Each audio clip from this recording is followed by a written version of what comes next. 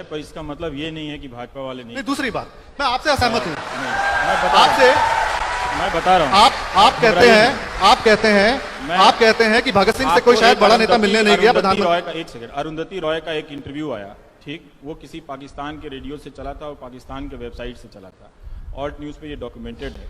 फिर उसको उठा के भारत के खास वैचारिक समर्थकों के वेबसाइट ने उसको छापा, न्यूज बनाया, और उससे कई लोगों ने उसको ट्रेंड करके ट्वीट किया। तो इसके झांसे में कोई भी पढ़ सकता है। वो जरूर चुनौती है कि बाहर के देश के लोग हम सबको लड़ा सकते हैं उस ट्वीट को करके, पर ये इतना निर्दोष व्यवस्था नहीं है। मैं बार बार कह रहा हूं, इस पिक्चर को मत भूलिए कि जिसका स्ट्रक्चर बहुत बड़ा है, जिसके पास ह्यूमन रिसोर्स बहुत बड़ा है।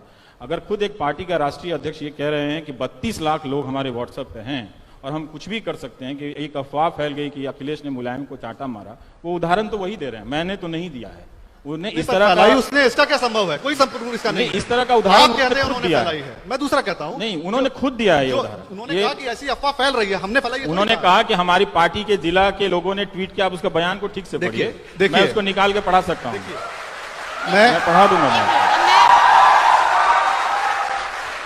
अब मैं वो वाली बात कहूंगी, नहीं, पॉलिटिकल पार्टी से हूं नहीं, मुझे लेना देना भी नहीं, मगर मैं ये भी कहूं, जैसे कांग्रेस के नेता कहते हैं कि जाए हमारी पार्टी तेले ने, वो कहीं भी जाए हमें मतलब नहीं है। मैं सच आपको बताना किसी और पार्टी के नेता नहीं कर रहे हैं। एक सच सुनिए, आप कहते हैं कि प्रधानमंत्री एक ये इतिहास का वर्जन है कि भगत सिंह से मिलने कोई बड़ा नेता नहीं गया, या वो ये कहते हैं, जब ये कहते हैं, जब कांग्रेस कहती है कि नेहरू जी और गांधी जी के कारण आजादी मिली, जो एक इतिहास मैं भी मानता हूं का बहुत बड़ा योगदान था, और बिना खड़क बिना ढाल हमें आजादी मिल गई, ये हमेशा हमें पढ़ा गया। अगर भारत का प्रधानमंत्री उठ के ये बोलता है कि आजादी के अंदर नॉन वायलेंस के अलावा जो आर्म स्ट्रगल था उसका भी योगदान था, सुभाष चंद्र बोस और भगत सिंह ने भी आजादी में योगदान दिया, तो मुझे लगता है 50 साल से जो इतिहास हमें पढ़ाया गया है वो फेक न्यूज़ है। गलत इतिहास की किताब पढ़ी है, मैंने अभी कहा।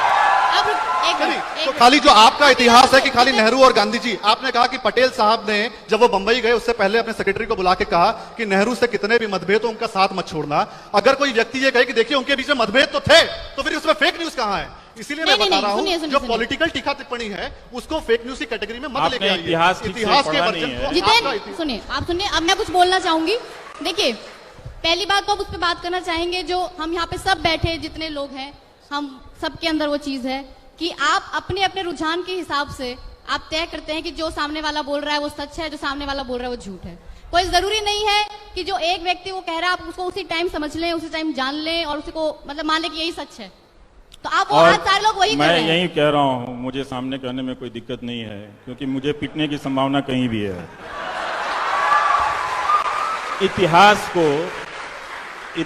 को जब भी इस भावुकता से पेश किया जाए, वो हमेशा ही इतिहास नहीं होता है। कहीं भी इतिहास को अगर आप प्रोफेशनल बड़े हिस्टोरियन की किताबें पढ़ेंगे तो वो किसी का महिमा मंडन बेवजह वो नहीं करता है। राजनीतिक दल जरूर करते हैं, कांग्रेस के पोस्टर पर सरदार पटेल नहीं होंगे, इनके पोस्टर पर होंगे, वो सब करते रहते हैं। लेकिन जो इतिहास की प्रोफेशनल ट्रेनिंग है उसमें खुद ही इतना कंपटीशन है कि एक मैंने जैसे कहा कि सरदार बोस पे ही कई किताबें, राइट लेफ्ट हर तरह के इतिहास के लोगों को लिखे हुए, जिन लोगों ने सरदार भगत सिंह की जेल डायरी और किताबों का संकलन किया है वो और भी लोग थे, मतलब उनका वो कुछ और भी लोग उनसे कहा जा सकता है। तो सरदार भगत सिंह हर जगह हैं, कम्युनिस्ट पार्टी में भी हैं, आरएसएस में भी हैं, कांग्रेस में भी हैं, वो सब जगह हैं। और कई बार जब जाटों का महासम्मेलन होता है तो वहां भी फोटो होता है, जैसे कुर्मी जाति का महासम्मेलन होता है, नीतीश कुमार ने किया था 2014 से पहले, तो वहां भी सरदार पटेल की तस्वीरें थी। तो हम अपने नेताओं का राजनीतिक स्तर पर अलग अलग करते हैं, लेकिन हम छात्र हैं। अगर आप में से कार्यकर्ता हैं, कोई राजनीतिक है, तो पूरा आपका अधिकार है, जो आपकी पार्टी का है वो आप मानते रहिए। लेकिन हम छात्र हैं तो हम हिस्ट्री को इस इमोशनल क्वेश्चन से अगर आप देखने लगेंगे तो यही है, वो फेक न्यूज, फेक इमोशनैलिटी के ट्रैप में फंसेंगे और फिर तालियां बजाएंगे। और जो आप देखिए कितना आसान है, ताली आपने इनके लिए भी बजा दी, वही जनता मेरे लिए भी बजा दी। तो प्लीज मत कीजिए ये काम, प्लीज रैशनैलिटी को लाइए, तार्किकता को लाइए, थोड़ा सा समझिए हमने क्या कहा, इन्होंने क्या कहा, खुद परखिए। मैं बार बार कह रहा हूं कि किसी पे आंख बंद करके भरोसा मत कीजिए, थोड़ा मेहनत कीजिए, आपको पता चलेगा कि कहां क्या नाइंसाफी हुई है, कहां क्या कुछ हुआ है। खुद भी सोचिए कि क्या आप इन नफरत की बातों से, फेक न्यूज की बातों के हटा के क्या आप किसी नेता को पसंद नहीं कर सकते हैं? आप इतने कमजोर कब हो गए, है ना? तो एक बात ये सोचिए। दूसरी बात, पूरी तरह से सहमत हूं और ये करना चाहिए, आपको करना है, क्योंकि ये लड़ाई जो है आप पे कब्जा करने की लड़ाई है, ठीक? न्यूज चैनल जरा सावधानी से देखा कीजिएगा, वरना कब आप दंगाई बन जाएंगे आपको पता नहीं चलेगा। बिल्कुल सही। आप एक गणेश शंकर विद्यार्थी जी का कोट है, तब कांग्रेस की सरकार नहीं थी और तब मीडिया की सरकार नहीं थी, बीजेपी की सरकार नहीं थी और मीडिया की भी सरकार नहीं थी, और ये अच्छा स्लिप ऑफ टंग था। लेकिन देखिएगा कि लोकतंत्र इतिहास में कई बार खतरे में पड़ा है और कई बार उभर कर भी आया है।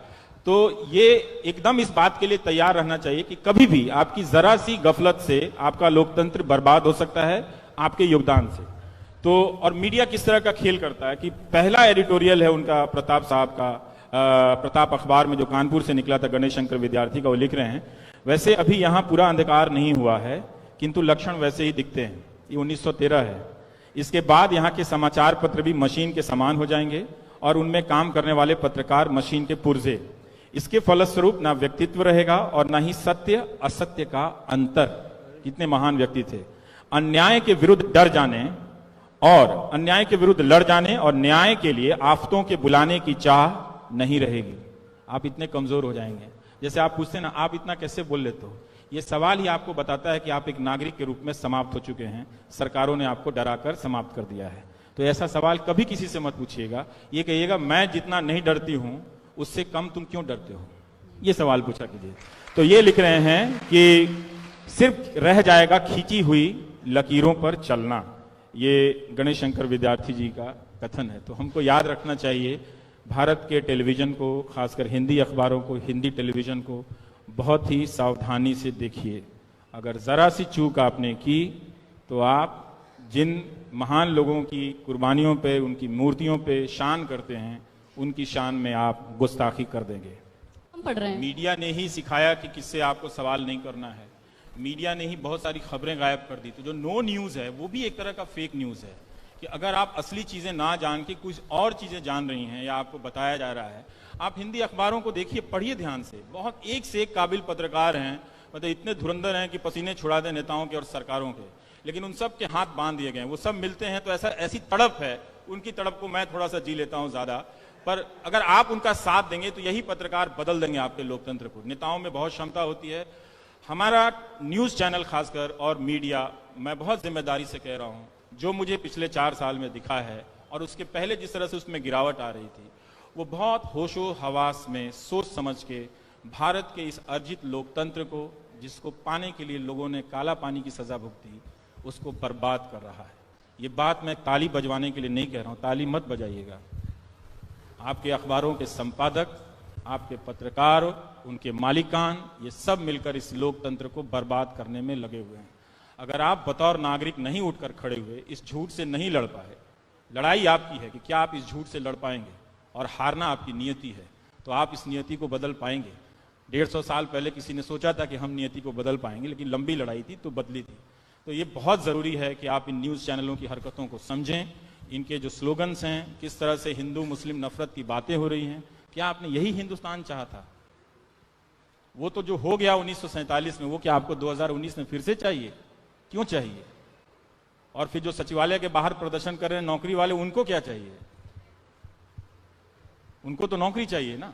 तो अपने सवालों को मत बदलने दीजिए, मत भटकने दीजिए। तो मैं जिम्मेदारी से कहता हूं कि हिंदी न्यूज चैनल आपको बर्बाद कर रहे हैं। सबसे पहले आपको दंगाई बना रहे हैं। अंग्रेजी भी आ गए उसमें, और अंग्रेजी भी आ गया है, पर तो मैं हिंदी का हूं तो अंग्रेजी मैं भी है। उसकी खबर ज्यादा रखता हूं। पर आप अंग्रेजी से भी, और ये बात कोई लाग लपेट का नहीं है। आप अगर जरा सतर्क हो जाएंगे तो यही सब चीज अच्छा हो जाएगा। और आपके नेताओं में बहुत संभावना है कुछ नया और बड़ा कर देने के लिए। उनके पास लाखों की संख्या में सरकारी कर्मचारी हैं। तो आप अपना सही डिमांड जरा सा बड़ा कीजिए, इन भावनात्मक मुद्दों को छोड़िए। शर्म आनी चाहिए कि एक फिल्म पे, पद्मावत पे, इस देश में 3-3, 4-4 हफ्ते चर्चा हुई है और लड़के लाठी खा जाते हैं यहाँ पे नौकरियों के लिए, उसकी एक तस्वीर टीवी पे नहीं चलती है। अगर ऐसा भारत, अगर ऐसा मीडिया आपको चाहिए, आपको मुबारक। मैं आपको बोल के जा रहा हूं, आपने अपने गर्दिश के दिन तय कर रखे हैं। शायद उसका बुलावा जो है वो आप और तेजी से चाहते हैं कि वो और जल्दी आ जाए, ताकि हम बर्बादी जो है, जिसकी हमने चाह की थी, हम ओढ़ लें। अब हमको जाने दीजिए जी।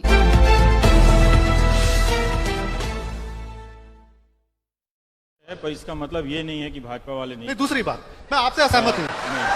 आपसे मैं बता रहा हूं। आप कहते हैं कि भगत सिंह से कोई शायद बड़ा नेता मिलने नहीं गया। प्रधानमंत्री, एक सेकंड, अरुंधति रॉय का एक इंटरव्यू आया, ठीक, वो किसी पाकिस्तान के रेडियो से चला था और पाकिस्तान के वेबसाइट से चला था। ऑल्ट न्यूज पे ये डॉक्यूमेंटेड है। फिर उसको उठा के भारत के खास वैचारिक समर्थकों के वेबसाइट ने उसको छापा, न्यूज़ बनाया, और उसके कई लोगों ने उसको ट्रेंड करके ट्वीट किया। तो इसके झांसे में कोई भी पड़ सकता है। वो जरूर चुनौती है कि बाहर के देश के लोग हम सबको लड़ा सकते हैं उस ट्वीट को करके, पर ये इतना निर्दोष व्यवस्था नहीं है। मैं बार बार कह रहा हूं, इस पिक्चर को मत भूलिए कि जिसका स्ट्रक्चर बहुत बड़ा है, जिसके पास ह्यूमन रिसोर्स बहुत बड़ा है, अगर खुद एक पार्टी का राष्ट्रीय अध्यक्ष ये कह रहे हैं कि 32 लाख लोग हमारे व्हाट्सएप पे हैं और हम कुछ भी कर सकते हैं, कि एक अफवाह फैल गई कि अखिलेश ने मुलायम को चांटा मारा, वो उदाहरण तो वही दे रहे हैं, मैंने तो नहीं दिया है। उन्हें इस तरह का, उसने, इसका क्या संभव है? कोई संभव इसका नहीं, इस तरह का उदाहरण आप कहते हैं उन्होंने फैलाई है। मैं दूसरा कहता हूं, नहीं, उन्होंने खुद दिया है ये उदाहरण। उन्होंने कहा कि ऐसी अफवाह फैल रही है, हमने फैलाई। उन्होंने कहा कि हमारी पार्टी के जिला के लोगों ने ट्वीट किया। आप उसका बयान को ठीक से पढ़िए, मैं उसको निकाल के पढ़ा सकता हूँ, मैं पढ़ा दूंगा। अब मैं वो वाली बात कहूंगी, नहीं, पॉलिटिकल पार्टी से हूं नहीं, मुझे लेना देना भी नहीं, मगर मैं ये भी कहूं, जैसे कांग्रेस के नेता कहते हैं कि जाए हमारी पार्टी तेले, वो कहीं भी जाए हमें मतलब नहीं है। मैं सच आपको बताना किसी और पार्टी के नेता नहीं कर रहे हैं। एक सच सुनिए, आप कहते हैं कि प्रधानमंत्री एक ये इतिहास का वर्जन है कि भगत सिंह से मिलने कोई बड़ा नेता नहीं गया, या वो ये कहते हैं, जब कांग्रेस कहती है कि नेहरू जी और गांधी जी के कारण आजादी मिली, जो एक इतिहास मैं भी मानता हूं उनका बहुत बड़ा योगदान था, और बिना खड़क बिना ढाल हमें आजादी मिल गई, ये हमेशा हमें पढ़ा गया। अगर भारत का प्रधानमंत्री उठ के ये बोलता है कि आजादी के अंदर नॉन वायलेंस के अलावा जो आर्म स्ट्रगल था उसका भी योगदान था, सुभाष चंद्र बोस और भगत सिंह ने भी आजादी में योगदान दिया, तो मुझे लगता है 50 साल से जो इतिहास हमें पढ़ाया गया है वो फेक न्यूज़ है। आपने गलत इतिहास की किताब पढ़ी है, मैंने अभी कहा। तो खाली जो आपका इतिहास है कि खाली नेहरू और गांधी जी, आपने कहा कि पटेल साहब ने जब वो बंबई गए उससे पहले अपने सेक्रेटरी को बुला के कहा कि नेहरू से कितने भी मतभेद हो उनका साथ मत छोड़ना। अगर कोई व्यक्ति ये कहे कि देखिए उनके बीच में मतभेद तो थे, तो फिर उसमें फेक न्यूज कहां है? इसीलिए मैं बता रहा हूं, जो पॉलिटिकल टीका टिप्पणी है उसको फेक न्यूज की कैटेगरी में मत लेके आइए। इतिहास के वर्जन को सुनिए, आप सुनिए, अब मैं कुछ बोलना चाहूंगी। देखिए, पहली बात तो आप उस पर बात करना चाहेंगे, जो हम यहाँ पे सब बैठे जितने लोग हैं, हम सबके अंदर वो चीज है कि आप अपने अपने रुझान के हिसाब से आप तय करते हैं कि जो सामने वाला बोल रहा है वो सच है, जो सामने वाला बोल रहा है वो झूठ है। कोई जरूरी नहीं है कि जो एक व्यक्ति वो कह रहा है आप उसको उसी टाइम समझ लें, उसी टाइम जान लें और उसी को मतलब मान लें कि यही सच है। तो आप वो आज सारे लोग वही कर रहे हैं। मैं यही कह रहा हूँ, मुझे सामने कहने में कोई दिक्कत नहीं है, क्योंकि मुझे पिटने की संभावना कहीं भी है। इतिहास को जब भी इस भावुकता से पेश किया जाए, वो हमेशा ही इतिहास नहीं होता है। कहीं भी इतिहास को अगर आप प्रोफेशनल बड़े हिस्टोरियन की किताबें पढ़ेंगे तो वो किसी का महिमा मंडन बेवजह वो नहीं करता है। राजनीतिक दल जरूर करते हैं, कांग्रेस के पोस्टर पर सरदार पटेल नहीं होंगे, इनके पोस्टर पर होंगे, वो सब करते रहते हैं। लेकिन जो इतिहास की प्रोफेशनल ट्रेनिंग है उसमें खुद ही इतना कंपटीशन है कि एक मैंने जैसे कहा कि सरदार बोस पे ही कई किताबें, राइट लेफ्ट हर तरह के इतिहास के लोगों को लिखे हुए, जिन लोगों ने सरदार भगत सिंह की जेल डायरी और किताबों का संकलन किया है वो और भी लोग थे, मतलब उनका वो कुछ और भी लोग उनसे कहा जा सकता है। तो सरदार भगत सिंह हर जगह हैं, कम्युनिस्ट पार्टी में भी हैं, आरएसएस में भी हैं, कांग्रेस में भी हैं, वो सब जगह हैं। और कई बार जब जाटों का महासम्मेलन होता है तो वहां भी फोटो होता है, जैसे कुर्मी जाति का महासम्मेलन होता है, नीतीश कुमार ने किया था 2014 से पहले, तो वहां भी सरदार पटेल की तस्वीरें थी। तो हम अपने नेताओं का राजनीतिक स्तर पर अलग अलग करते हैं, लेकिन हम छात्र हैं। अगर आप में से कार्यकर्ता हैं, कोई राजनीतिक है, तो पूरा आपका अधिकार है, जो आपकी पार्टी का है वो आप मानते रहिए। लेकिन हम छात्र हैं, तो हम हिस्ट्री को इस इमोशनल क्वेश्चन से अगर आप देखने लगेंगे तो यही है, वो फेक न्यूज, फेक इमोशनैलिटी के ट्रैप में फंसेंगे और फिर तालियां बजाएंगे। और जो आप देखिए कितना आसान है, ताली आपने इनके लिए भी बजा दी, वही जनता मेरे लिए भी बजा दी। तो प्लीज मत कीजिए ये काम, प्लीज रैशनैलिटी को लाइए, तार्किकता को लाइए, थोड़ा सा समझिए हमने क्या कहा, इन्होंने क्या कहा, खुद परखिए। मैं बार बार कह रहा हूं कि किसी पे आंख बंद करके भरोसा मत कीजिए, थोड़ा मेहनत कीजिए, आपको पता चलेगा कि कहां क्या नाइंसाफी हुई है, कहां क्या कुछ हुआ है। खुद भी सोचिए कि क्या आप इन नफरत की बातों से, फेक न्यूज की बातों के हटा के क्या आप किसी नेता को पसंद नहीं कर सकते हैं? आप इतने कमजोर कब हो गए, है ना? तो एक बात ये सोचिए। दूसरी बात, पूरी तरह से सहमत हूं और ये करना चाहिए, आपको करना है, क्योंकि ये लड़ाई जो है आप पे कब्जा करने की लड़ाई है। ठीक, न्यूज चैनल जरा सावधानी से देखा कीजिएगा, वरना कब आप दंगाई बन जाएंगे आपको पता नहीं चलेगा। बिल्कुल सही। एक गणेश शंकर विद्यार्थी जी का कोट है, तब कांग्रेस की सरकार नहीं थी और तब मीडिया की सरकार नहीं थी, बीजेपी की सरकार नहीं थी और मीडिया की भी सरकार नहीं थी, और ये अच्छा स्लिप ऑफ टंग था। लेकिन देखिएगा कि लोकतंत्र इतिहास में कई बार खतरे में पड़ा है और कई बार उभर कर भी आया है। तो ये एकदम इस बात के लिए तैयार रहना चाहिए कि कभी भी आपकी जरा सी गफलत से आपका लोकतंत्र बर्बाद हो सकता है, आपके योगदान से। तो और मीडिया किस तरह का खेल करता है कि पहला एडिटोरियल है उनका प्रताप साहब का, प्रताप अखबार में जो कानपुर से निकला था, गणेश शंकर विद्यार्थी का, वो लिख रहे हैं वैसे अभी यहां पूरा अंधकार नहीं हुआ है किंतु लक्षण वैसे ही दिखते हैं। ये 1913 है। इसके बाद यहाँ के समाचार पत्र भी मशीन के समान हो जाएंगे और उनमें काम करने वाले पत्रकार मशीन के पुर्जे। इसके फलस्वरूप ना व्यक्तित्व रहेगा और ना ही सत्य असत्य का अंतर। कितने महान व्यक्ति थे। अन्याय के विरुद्ध डर जाने और अन्याय के विरुद्ध लड़ जाने और न्याय के लिए आफतों के बुलाने की चाह नहीं रहेगी। आप इतने कमजोर हो जाएंगे। जैसे आप पूछते हैं ना, आप इतना कैसे बोल लेते हो, ये सवाल ही आपको बताता है कि आप एक नागरिक के रूप में समाप्त हो चुके हैं। सरकारों ने आपको डराकर समाप्त कर दिया है। तो ऐसा सवाल कभी किसी से मत पूछिएगा। ये कहिएगा मैं जितना नहीं डरती हूं उससे कम तुम क्यों डरते हो, ये सवाल पूछा कीजिए। तो ये लिख रहे हैं कि सिर्फ रह जाएगा खींची हुई लकीरों पर चलना। ये गणेश शंकर विद्यार्थी जी का कथन है। तो हमको याद रखना चाहिए, भारत के टेलीविजन को, खासकर हिंदी अखबारों को, हिंदी टेलीविजन को बहुत ही सावधानी से देखिए। अगर जरा सी चूक आपने की तो आप जिन महान लोगों की कुर्बानियों पे, उनकी मूर्तियों पे शान करते हैं, उनकी शान में आप गुस्ताखी कर देंगे। हम पढ़ रहे हैं। मीडिया ने ही सिखाया कि किससे आपको सवाल नहीं करना है। मीडिया ने ही बहुत सारी खबरें गायब कर दी। तो जो नो न्यूज है वो भी एक तरह का फेक न्यूज है कि अगर आप असली चीजें ना जान के कुछ और चीजें जान रही हैं या आपको बताया जा रहा है। आप हिंदी अखबारों को देखिए, पढ़िए ध्यान से। बहुत एक से एक काबिल पत्रकार हैं, मतलब इतने धुरंधर हैं कि पसीने छुड़ा दें नेताओं के और सरकारों के, लेकिन उन सब के हाथ बांध दिए गए। वो सब मिलते हैं तो ऐसी तड़प है, उनकी तड़प को मैं थोड़ा सा जी लेता हूं ज्यादा। पर अगर आप उनका साथ देंगे तो यही पत्रकार बदल देंगे आपके लोकतंत्र को। नेताओं में बहुत क्षमता होती है। हमारा न्यूज चैनल खासकर और मीडिया, मैं बहुत जिम्मेदारी से कह रहा हूं, जो मुझे पिछले 4 साल में दिखा है और उसके पहले जिस तरह से उसमें गिरावट आ रही थी, वो बहुत होशो हवास में सोच समझ के भारत के इस अर्जित लोकतंत्र को, जिसको पाने के लिए लोगों ने काला पानी की सजा भुगती, उसको बर्बाद कर रहा है। ये बात मैं ताली बजवाने के लिए नहीं कह रहा हूं, ताली मत बजाइएगा। आपके अखबारों के संपादक, आपके पत्रकार, उनके मालिकान, ये सब मिलकर इस लोकतंत्र को बर्बाद करने में लगे हुए हैं। अगर आप बतौर नागरिक नहीं उठकर खड़े हुए, इस झूठ से नहीं लड़ पाए, लड़ाई आपकी है कि क्या आप इस झूठ से लड़ पाएंगे, और हारना आपकी नियति है, तो आप इस नियति को बदल पाएंगे। 150 साल पहले किसी ने सोचा था कि हम नियति को बदल पाएंगे, लेकिन लंबी लड़ाई थी तो बदली थी।